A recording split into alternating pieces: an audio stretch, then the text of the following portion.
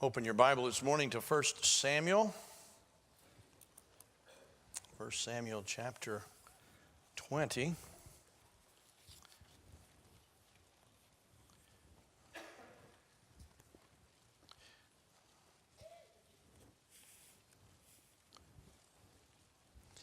First Samuel chapter 20, I'm going to begin reading in the first verse, and I will not read all of the passage. I will convey to you the story. But I want to read the first 5 verses of this chapter and spend a little time with you this morning about something I think is extremely important. 1 Samuel chapter 20 says, "And David fled from Naioth in Ramah and came and said before Jonathan, 'What have I done? What is mine iniquity, and what is my sin before thy father, that he seeketh my life?' And he said unto him, 'God forbid, thou shalt not die. Behold, my father will do nothing, either great or small, but that he will show it me.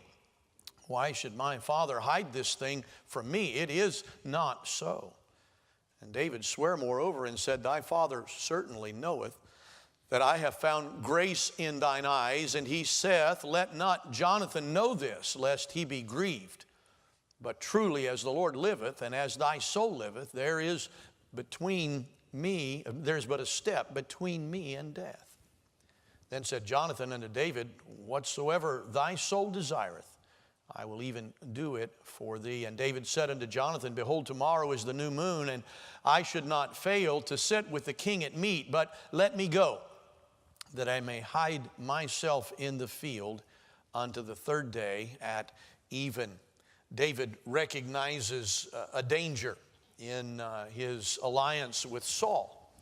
And he hears some things and sees some things that don't fit. And upon investigation and revelation, he comes to the knowledge that he's toast as far as Saul is concerned. And so he begins to make some plans with that understanding. He comes to his good friend Jonathan, who happens to be Saul's son and in line for the throne. And he and David have become best of friends. Their friendship is the height in Scripture of friendship. If you want to found a friendship, you would have to consider the friendship that David and Jonathan enjoyed while they were living. And David comes to his friend Jonathan and says, "Hey, what's going on? Your dad's trying to kill me." And Jonathan knows that situation between a rock and a hard place there, because he certainly loves his father and he certainly loves his friend. And having heard nothing to find agreement with what David says, he said, "It's just not so." Sometimes we say things like that simply because we can't imagine that they could be true. And I think that's probably the condition that Jonathan finds himself in. He just can't imagine the fact that the father that he loves would kill the friend that he loves. And so sometimes betraying better judgment, I think, you find that statement, it just can't be true. It is not so. And David said it is true. And as we read on down into the passage, they concoct kind of a little plan. And David says, "If I'm not there tomorrow, your father's going to miss me. He's going to be angry, and you'll see his countenance then, Jonathan, and you'll understand that he is up to no good. He does not mean me well.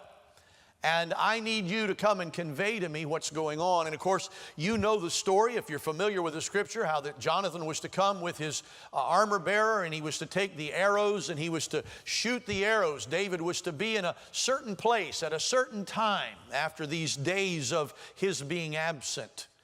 And Jonathan, for fear that his contact with David might jeopardize his life, they put the plan together, and he said, "I'll shoot the arrows, and depending on what I tell my retriever, the guy that's going to go retrieve those arrows, you'll know whether it's okay for you to come back or it's okay for you to go." And you know the story. Jonathan is sadly awakened to the reality that his father means no good for David. And after this meeting takes place and the arrows are shot and David is warned, they come together for one last time to wish one another well. And it is a sad exchange there. But David makes a statement in his interaction here with Jonathan that I want to talk to us about this morning. David, whether Jonathan believed it or not, whether the people of Israel were aware of it or not, had some insight, and he expresses that value for his own life by saying simply, there is but a step between me and death. Now, that's a serious thought. That's kind of a colloquialism that we may find people using and talking about, you know. But the truth of the matter is that in these circumstances, that was very true. David knew that if he made one misstep, his life would be forfeit. He is so concerned that he's willing now to risk being absent from an event that also would cost him his life. You see, when the king bids you come and you refuse to come, your life is forfeit. And so he knew that he himself was between a rock and a hard place, because if I don't go, the edict is going to be issued that I am a wanted man and I'm to die. And if I do go and my understanding is correct, this king's going to kill me. And how to answer they had to work out, and whether it was a good way or a bad way, we don't know. It works anyway, but we find out what David's opinion was, and when you think about it, his opinion probably saved his life. Had he accepted the opinion of his friend, he'd have been dead. Something good to remember about friends: they mean well, but they never stand stronger as an ally than the truth and what you know. You know how many people have ruined their lives because they put trust in a friend rather than their own common sense? You know how many people ruined their lives because they valued a friend more than they valued the advice from someone who was sage and knew more than really they knew themselves, and yet they failed to listen? Sometimes, if we're not careful, the friends, the ones that we love, and by the way, Jonathan was not a bad friend. He just was a poor choice to take advice from because he didn't know. So be cautious in choosing your friends, and be cautious in the element and amount of trust you put in a friend. Because friends on their best days will be friends, but they might be wrong. They could be wrong. There's always a situation we may not be aware of, and trust ye not in a friend is the idea. But David knew something that Jonathan could not grasp, and he said, the steps I'm taking are really important. I want to speak to you this morning about steps. Someone said years ago, it is an Arabic proverb, I believe. It said, the journey of 1,000 miles begins with a single step. And that's a profound truth, that a journey of 1,000 miles begins with a single step. Another added to that later on, I believe, the idea that a journey of 1,000 miles begins with a single step, and it ends in exactly the same manner. At least two of those steps are pretty important. And if those two are important, we need to learn the value of steps and recognize the correlation of steps in our lives. Where you will be in 5 years may not be determined on the economy of America. Where you will be in 5 years may not be determined by your level of education or lack of education. Where you will be in 5 years will absolutely be governed by the steps you take. We are not a people accustomed to paying attention to the steps. We're not detail people. We're kind of goal-oriented, and that makes it so easy for us to follow the carrot in life. You know, whatever the carrot is that's dangling there, as long as we can see the carrot, we're content that, man, you know, look at there, that's what I'm going after. The fact that I haven't gotten any closer in the last 3 years, or the fact that I'm failing miserably and starving to death doesn't matter, because there it is. That's the carrot. That's really kind of an American mindset. We follow that carrot, and many in the last 5 years followed that carrot into financial disaster. They borrowed more than their own common sense. People say, well, you know, it was the lenders, the big. Are you nuts? It's one thing to be a weenie, and it's another thing to blame it on, well, they talked me into it. Listen, if you're that stupid, you shouldn't have money anyway. Amen. Private opinion, take it for what it's worth. You say, well, somebody's got to take care of the stupid people. You know, the best way for a stupid person to get smart is have somebody take their money away from them. How many of us have gotten a lot smarter because we lost something we should have listened? Amen? So sometimes, I mean, maybe that's it. But there were people, you say, what was going on in America? People were following that carrot around of good times in America. Good days are here. And I can do this, and I can have anything I want. And borrow, borrow, borrow, and the door always comes crashing closed. You say, well, it's the government's fault. I'm sorry. I'm sorry. It's your fault. It's your fault. You say, well, if you'd considered your steps. You say, well, listen, some of you that may have been in that trap are going to be a whole lot more careful from now on. Because you're going to sit down and think twice or 3 times or 4 times about this decision that you're making. We have learned somehow to believe that, well, you know, I got a good job. There are people now that know a good job may not last another 3 weeks. There are people that followed that carrot and found out, you know what, I thought I was indispensable to my company. And I found out my whole company was going bankrupt.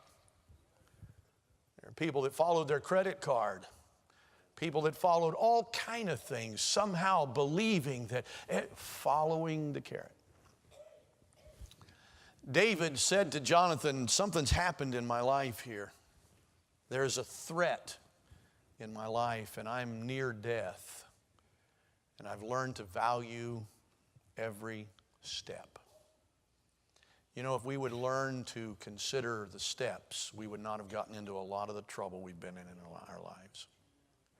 Probably, and I don't want to be so bold as to seem like a know-it-all, but I would almost be willing to bet that everybody here this morning has some tragic event.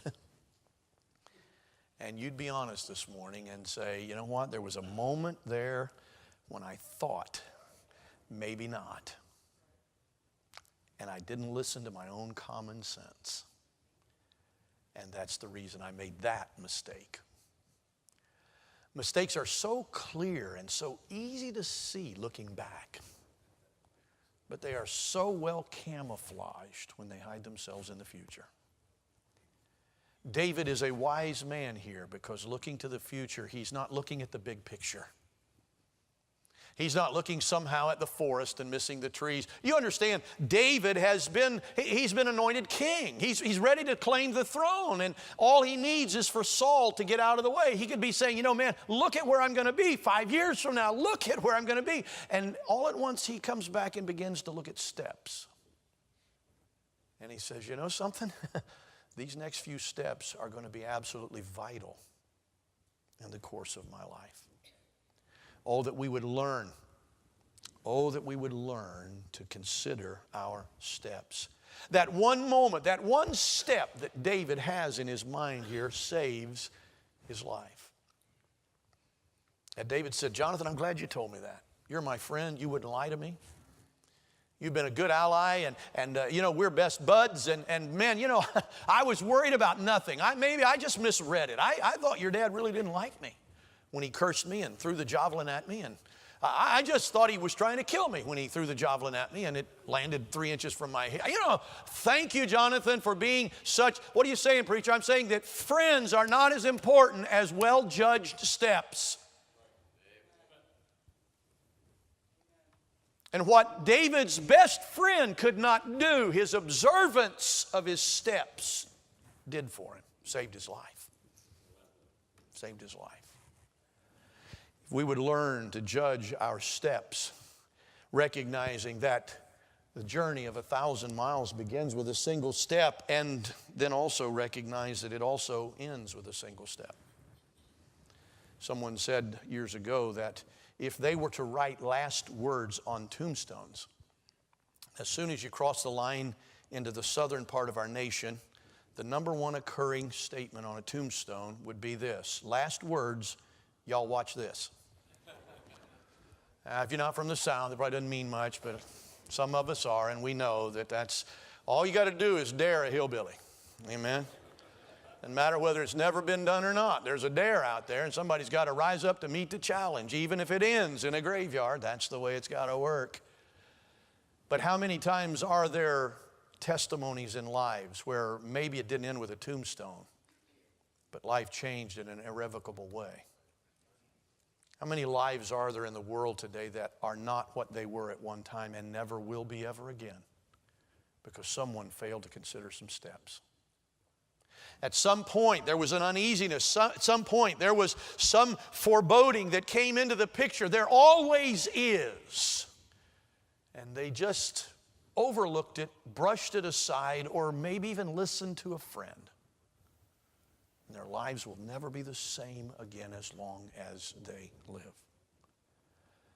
Teach us to number our steps. Job, in his worst moment, we preached about him last week and talked about those questions that are so prevalent in the book of Job. Job, I think himself, asks 150 questions. Why this? And how does this work? And why did God do that? Filled with, you understand, the dark times are always filled with those questions. And yet in all of that time of struggle, of not knowing and not able to figure it out, Job had a determination about himself that eventually brought to him a victory and restored to him all that he had lost at the hands of the devil. And that victory came about.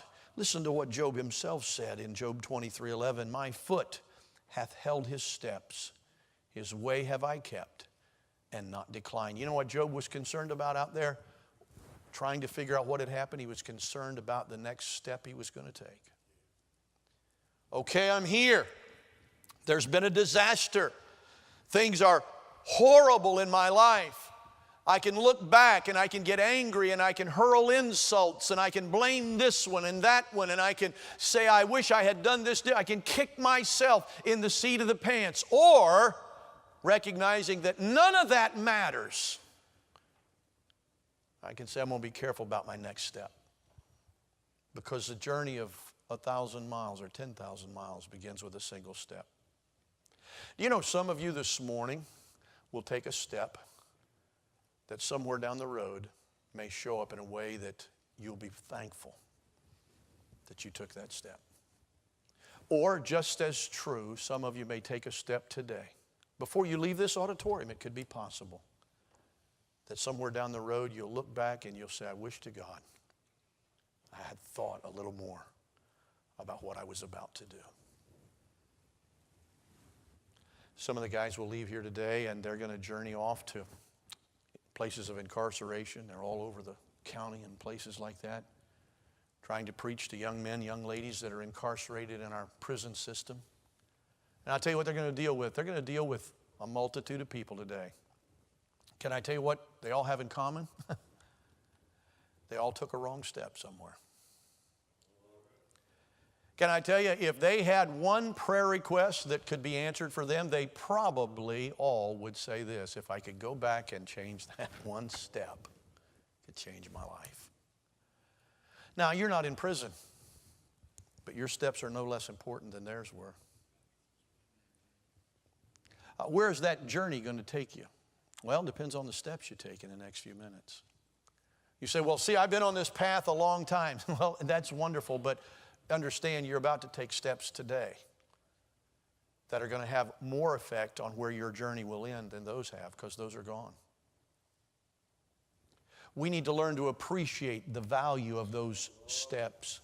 David had said in Psalm 44 much the same thing that Job had said. Our heart is not turned back, neither have our steps declined from thy ways. Psalm 18:36 says, Thou hast enlarged my steps under me, that my feet did not slip. David had recognized something else about those steps, and that is God can be involved in them. God can have an active part in determining and preparing that way. And David simply said, Thou hast enlarged my steps under me. What does that mean? He gave me sure footing. You know, it's much easier to climb up a step that's this wide than it is one that's that wide. And David said, Lord, you've enlarged my steps. You've made my going a whole lot easier. You've enlarged those steps so that my feet didn't slip. You need to recognize the value of those steps that you will take today. You say, well, I'm not making any big decisions. Rarely are steps big decisions. But they will always determine how those big decisions are to be made.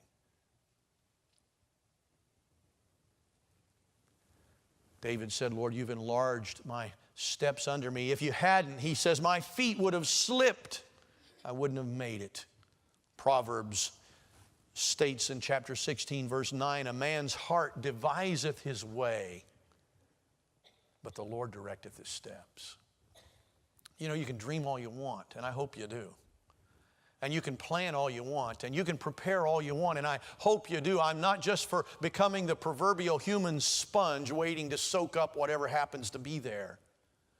I believe in making plans. I think we ought to shoot for some goals. I think we ought to establish some direction in our life. There ought to be some hopes and aspirations and dreams. There needs to be some direction, and I'm all for all of that. But the book of Ecclesiastes said, you know, walk in the days of thy youth, enjoy your heart. I mean, that verse over there in Ecclesiastes 12 basically tells a young person, grab for all you can get hold of. Enjoy your life. With one little caveat, just remember that for all these things, God's going to bring into judgment. You know what he just said in essence? He said, you can go any direction you want to. But just remember, your steps can take you closer to or further away from what God wants to do in your life. There are people in this auditorium this morning, I don't know you, I'm taking a guess, but with a crowd this large, I'll guarantee it's true. There's some of you here this morning, God had a different direction for you, a different destination for you. There was a day when you and God dealt about that thing and you said yes to the Lord and you said yes to His will, but somewhere along the way your steps got turned and you'll never be where you wanted to be for God. And in reality, it was just that first step that began that journey away from the will of the Lord. I've run into people all my life. As far as I know, when I graduated from seminary, there are 2 of us that are still in the ministry today. Now, that's been a long time ago, and I would love to tell you that the reason is because everybody else is dead. But that's not the case. It's not the case. There were a lot of young men, and there were probably, I would guesstimate, probably 90% of my class that I graduated with from Bible school was far in advance of my ability to be a minister and to do things for the Lord. Far greater capacity than I had. They were well prepared. Some of those fellows that I talked to, I had one fellow I went through class with that had made $1 million 2 times in his lifetime. Knew money backwards and forwards. I mean, he knew the ways of the world when it came to finances. And what a man to have as a pastor of a church needing to build a building. I knew guys that could quote scripture circles around me. You say, well, what makes a difference? Listen, and I'll tell you. Steps. Steps. Somewhere along the way, some took right steps and wrong steps, and that determined where things inevitably would end up. And I know with all my heart today, if you were to talk to some of those young men who had so much opportunity and so much talent and ability, they would wish they could go back and take those steps over again. It's a matter of steps. Lord, teach us to number our days, the Bible said. Teach us to count our steps. To treat things important instead of following the carrot that dangles in front of us. Jeremiah 10:23 says, O Lord, I know that the way of man is not in himself. It is not in man that walketh to direct his steps. Somehow we look at God and His desire to be involved in our life as an intrusion somehow. Preacher, I want to do what I want to do. Listen, you don't have that capacity. You don't have the intellectual ability to make those decisions. You've made more wrong decisions this week than you've made right decisions. And somehow God wanting to intervene in your life is a threat. Tell me, what wrong decision has God ever made? The devilish part of our nature throws up the obstacles and says, God, you stay over there and we'll get along fine. You can be my buddy on Sunday morning or Wednesday every once in a while. Lord, you can, when I need you, I'll call you, but you stay over there and I'll call you when I need you. I'm perfectly competent to take my own steps, to go my own direction, to plan my own life. And I don't want you messing with it because I can see clearly. No, you're following the carrot. You're following the carrot. Jeremiah recognized that it's not in me to direct my steps. I don't know what's going to take place 20 minutes from now. And I'm going to plan for 15 years down the road with absolute certainty. Let me give you a little helpful notice. You're on the final approach to Toledo Express Airport right here. Just want you to know that. One of those airliners comes down 1.5 miles short of the runway, and you're going to be a greasy spot. Okay? Those F-15 zip and zing or 16 zip and zing around up there flying. You know all it takes one of those things to go. I mean, one of those things come crashing through this ceiling here in the next 15 seconds, and everybody here be toasted, crispy critters. Doesn't that make you feel comfortable? How's that help your plans for the day? You and I have no idea what the future holds, not even in the next close future, much less that which is far away.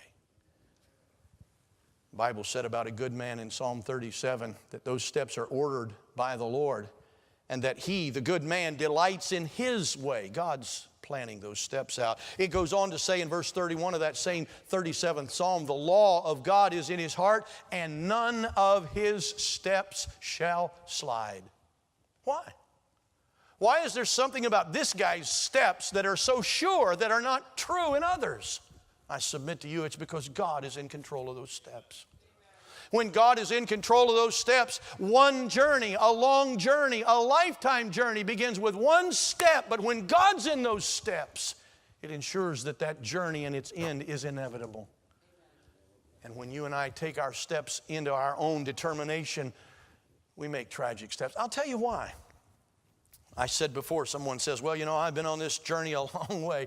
You know, if your journey is moving this way and happy days are up there and success is up there and you're making those steps and you look back and you say, man, look at all the steps I've made and I'm just doing wonderful and I'm just going to keep going the way I'm going. You know what it takes to get you off track? One step. And now what I wanted was there. One step. Do you recognize the fact I may have planned and prepared all my life? I have made progress. I've accomplished great things, and I'm on my way, and just one step can take me away from everything that I thought I would have. I remember years ago when I was in seminary writing down a story. It's an old story. That's what I'm trying to say. But at that time, it was not a horrible sin to smoke, I guess, down south. And big money was being made in tobacco. And the heir of the Smith Reynolds tobacco fortune was a young man who's 24 years of age. At 24 years of age, he'd been married twice and divorced. He had accomplished something that no one had ever done. He had achieved his commercial pilot's license rating at 16 years of age. He had several of his own airplanes. He was a success in every imaginable way. And one morning, the housekeeper opened the door to find him still in bed and a .45 caliber pistol lying on the floor fallen out of his open hand and his brain splattered all over the wall. 24. Heir of more money than you and I could ever imagine having to do something with. And his note said this, I have been everywhere there is to go, and I have done everything there is to do.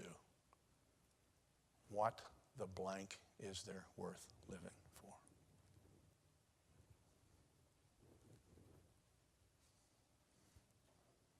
Say, isn't that a tragedy? No, that's a step. That's a step.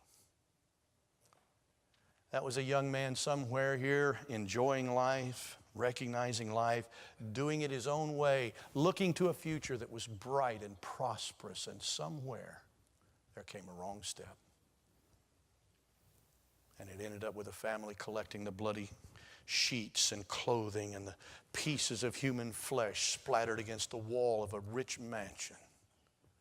Left the only visible evidence left of a young man whose journey not only began with one step, but it ended with one. Our steps are important. The steps of a good man are ordered of the Lord. Psalm 85 verse 13 says, righteousness shall go before him and shall set us in the way of his steps. God has a plan for every step of my life. And the Bible said that righteousness has gone before. You know what God does is, righteousness is nothing more than the act of being right. What God does is righteousness. Now it's also holy and it's also good. I understand that. But the word righteousness alone just means that what God does is always right. And if His pathway for me is righteous, that means His pathway for me is the right pathway. Who says so? God said so. And if God lays out those steps in righteousness, and I follow those steps that are laid out before me, He will enlarge those steps so that my foot doesn't slip. He will make sure those steps so I can walk confidently, and ultimately I reach the destination that God wanted me to reach. And I promise you this, somewhere in that pathway you will realize how good God is. And at some point you may start back here going, well, you know, Lord, I'd really rather do that. And that over there is what I always wanted. And Lord, are you sure you're doing this? And at some point you'll go, well, it's not so bad. And I promise you at some point you'll be praising God above for not letting you go that way. You'll find out that His path and His steps are righteous. He doesn't make mistakes. He knows all that there is to do and all that is right. There is value in those steps because ultimately where that journey ends is going to be determined by the steps that I'm taking. Matter of fact, let me be a little more specific. Your destination is going to be affected by the step you take today. What you've done in the past may be noble, but it depends on the step you take today. I preached my only living aunt's funeral this week. And, you go back and you kind of, I'm a city boy now, I guess, but you get back to the country for a while and I hear everybody talking about, we need to go to the future. We dare not go back. That's the remarks of a fool. Sometimes you get a chance to go back and glimpse.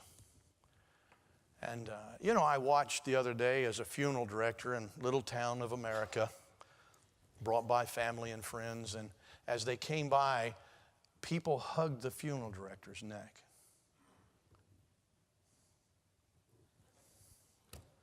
And thanked him for being so kind and helpful. And I got in a car and we left the funeral home and drove 11 miles down a state highway to get to the gravesite. And every red light, traffic light we went through was blocked and barricaded by deputy sheriffs standing outside their car like this. And for 11 miles, every car was sitting beside the road that was coming to face us. And sometimes people were standing outside their car. You say, well, that doesn't happen anymore. That's what I'm telling you. Somewhere we went wrong. Somewhere people had respect for people that were mourning and were saddened and hearts were broken. They realized one day that'll be my hearse there and these will be my family and we're going to show some respect for those that are grieving. Not anymore. I talked to the funeral director as I was getting ready to leave and I said to him, will you convey to the sheriff? I met the sheriff of Washington County that night. He came to the funeral to see where my aunt was. I said, would you take him a message? He said, what is it? I said, tell him I'm from up north. and tell him this would never happen where I'm from. Just doesn't happen. You say, well, it would if you just... Nobody got paid for doing that. They just did that out of respect. And I got news for you. They'll do it again today and tomorrow. Small time. You know, the Bible said, seek out the ancient landmarks. Sometimes the best step to make is not a step to the undetermined future, but maybe a step back to the last time you knew you were right.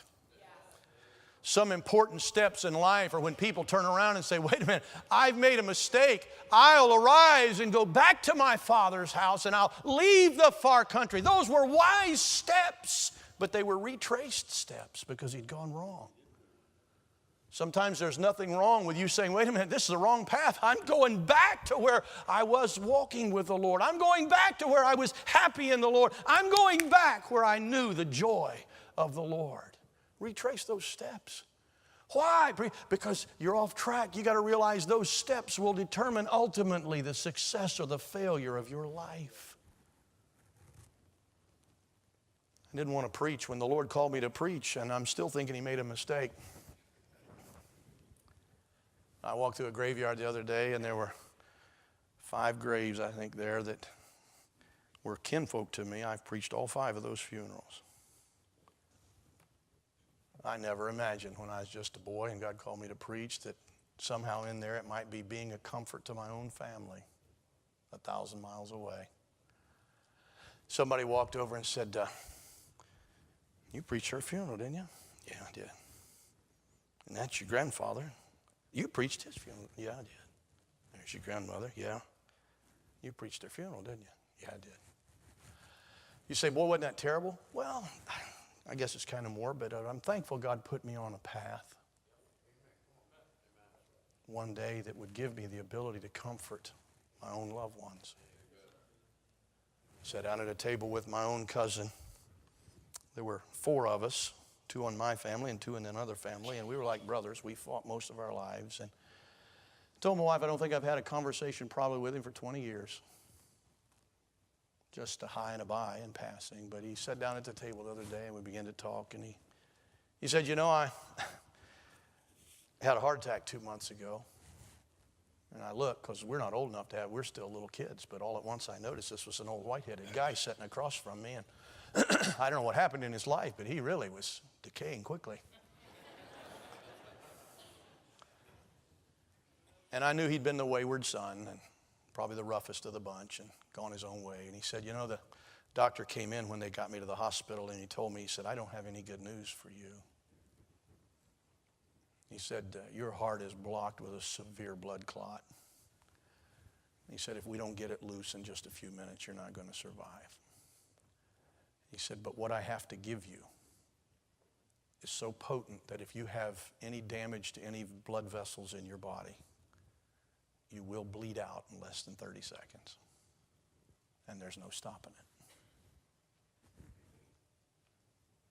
And he said the doctor walked out of the room to get things ready, and he said there was an old technician over here doing something, and the technician walked over and said, are you a Christian? He said, well, he said, I was raised in a good home, but he said, I'm kind of the wayward child. And he said, can I pray with you? And my cousin began to cry.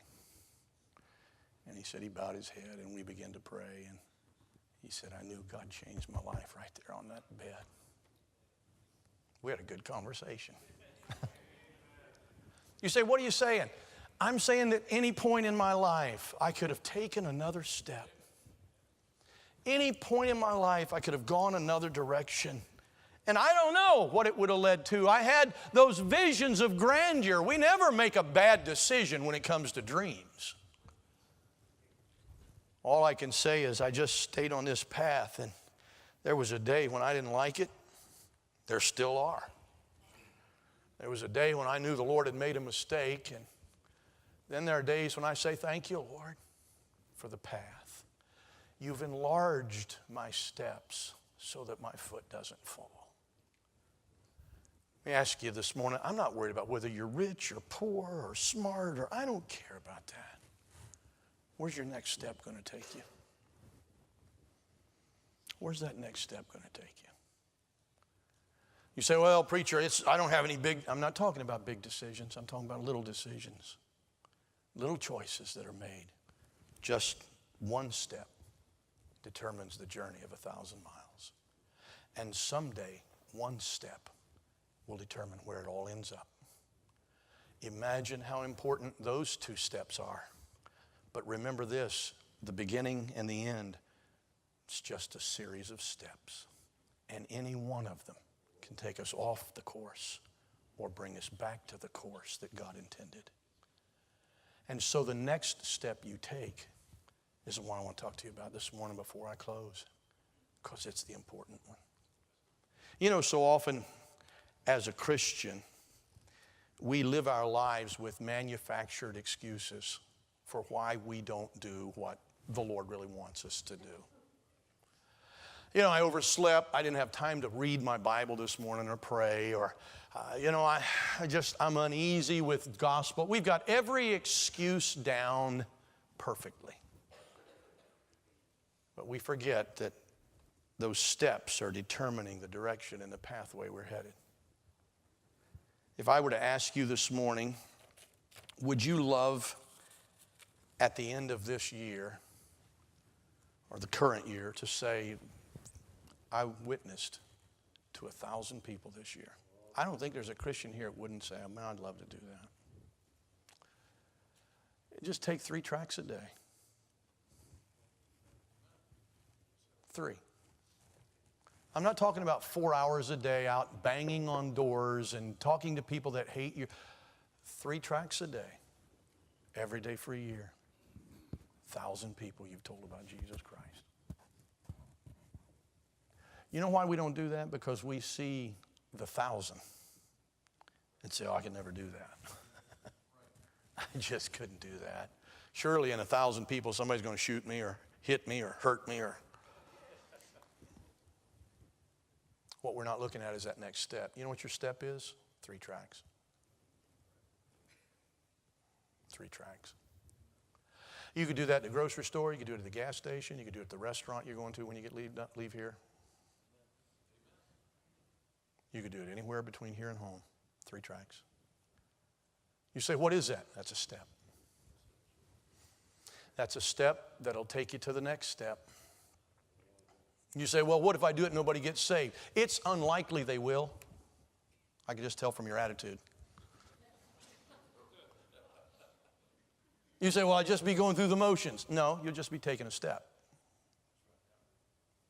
And if you take that step and say, see there, nothing happened, and you take another step, and you say, see there, nothing happened, you'll take a step one of these days and you'll go, wow.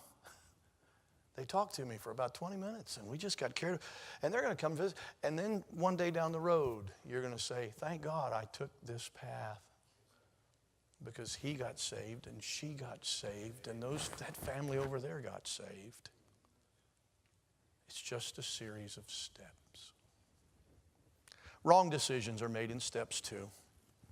I have a friend who pastors a church down in Florida, and he was druggy when he got saved, and his mind was not quite right. I'm not sure that it still is, but you don't talk about your friends that way. And when he got saved, he just was convinced that, every word in the Bible was true and for him. And so he read there that you can walk on water. And he walked off a pier, believing that he was going to drop down there and walk right across the water. He didn't. He didn't, but you learn some lessons like that. It just doesn't mean there's not going to be some pitfalls, but know this, wrong decisions don't always show up immediately either. Somebody said, well, all you need is faith. You can have all the faith in the world you want to if you're on the wrong road and you're not going in the right direction. A fellow that walked out on the pier there years ago and up in New Jersey and said, I'm going to walk to Europe. And somebody said, you're going to walk to Europe? He said, yeah. I said, see this pier? I'm going to walk to Europe. And they said, you can't get to Europe walking on a pier. He said, watch me. He took a step, took another step, took another step, took another step, took another step, turned around and said, I'm on my way to Europe. Nothing happened yet. Turned around, took 3 more steps, fell off the bridge, and drowned. The moral of the story is the pier was good as far as it went. Just didn't go far enough. And sometimes it's going to take you a little while to recognize the severity of the steps you've taken, because they all seem all right. It seems like I got away with it. It seems like things are going. And then there's that long drop. And you say, wish to God I'd changed my step, that I'd followed his steps and gone the way he wanted me to go. Let me ask you this morning. The last step you took, was that towards him and his will, or was it away from him and his will? Was there a day where you said, I want my life to please him, and I still want that, but I'm going to do it my way? Or I've got my own ideas. I found that people really love the will of the Lord till it interferes with what they want in life. And at that moment, they'll go any direction they want to go, loving Jesus. But it's all about my steps and the direction I want to go. The last step you took, was that towards him? Was it away from him? I don't need to know anything else about you, but knowing that one piece of information, I can say this: if you don't change your ways, you'll end up in a disaster. You say, well, I'm doing fine now. I know you're still on the pier. But you see, that one step you took was just the beginning of a journey that may take 10,000 steps. But that one step determined where you're going to end up out there. While there's still time, why don't you take another step? Maybe back in the same direction you came from. And like a prodigal son climbing out of a hog pen long, long years ago, brushing all the filth off of you and saying, I've wasted my whole life and I've ruined it and I've lost everything that I had. All I've got are these old bare feet and not even any shoes on those bare feet. But from this time forward, these bare feet are going to go in the right direction. And he turned and he started back down that pathway. Oh, he'd walked it. Now he's headed this way and he's singing, I've wandered far away from home, but now I'm coming home. I'm on my way back. You say, well, wasn't that a tragedy? No, that was a success. The tragedy was when he came this way with his pockets full of money and his clothes were new and he was clean shaven and looked young. That was the tragedy. The tragedy was not that he had to go back. Because see, the important part about the steps is where the journey ends up. And when he came out of the hog pen, torn and ragged, destitute, you'd have looked at him and said, isn't that poor fellow there? Look at that. He's probably going somewhere just to die. No, he's going somewhere to live. You might be fooled, but you come back and see him when he gets to the end of that journey, and you'll see what grace can do in a heart and in a life. So may I ask you simply this morning, the last step you took, was that toward God, or was it away from him? And if it was in the wrong direction, don't take another step. Turn around now before it's too late. And you can't come back without bringing some of the tragedies that you picked up along the way. Would you bow your heads this morning just for a few moments? If you're here this morning and you'd be honest and say, preacher, I don't know anything about this saved stuff. I'm not going to lie to you. I'm not a saved person. I don't know exactly what that means. Let me help you just for a minute. It's just a decision that's made in the heart to put your faith and trust in what Jesus did for you instead of what you can do. And if you've never made that decision, may I encourage you, that's the best step you ever in this world will take. Say, you know, I've tried this and I've tried that. Maybe you've tried religion. Maybe you've tried morality. Maybe you've tried humanitarianism. I mean, people try everything, and that's all right. They're all roads that run every which way in this life. But there's only one that has a guaranteed destination in a place called heaven for all of eternity. And that's the way of the cross. Jesus died and paid our sin debt. Our admission is already paid into heaven if we'll trust Him. He's taken care of it. And if you're not a Christian this morning, I'm not asking you to become a fanatic or a flake or some weird person. I'm asking for you to just take a right step. Just a right step will determine where that journey one day will end. And I'm so glad for the day I took that step and trusted Him as my Savior. I have lived a full and wonderful life, and heaven's still ahead. I want the pianist to play. The song is 460, and the words say, only one life. That's it. That's all I got. Maybe this morning as you heard the message, you thought about some steps you've taken in the past you wish you'd never taken. Maybe you just need to come talk that over with the Lord. God's got a wonderful way of enlarging your steps and straightening out some of the jagged areas of life. Maybe you need to come this morning and say, Lord, I'm headed in the wrong direction and I'm turning around today. I'm going to backtrack. I'm going to find that place because I want to be right with God. I want to be on the right path. And then maybe this morning you're honest and say, I've never trusted Christ as my Savior, but I may never be back in this church again. I may be a visitor, but before I leave this church today, I'm going to make sure I'm on that right path that ends up in a place called heaven. And so I'm going to come today and trust Christ. I'm not talking about joining a church. I'm not talking about any kind of a ritual or a dunking in a pond or any of that stuff. I'm talking about knowing in your heart that your sins are forgiven and that heaven is your home.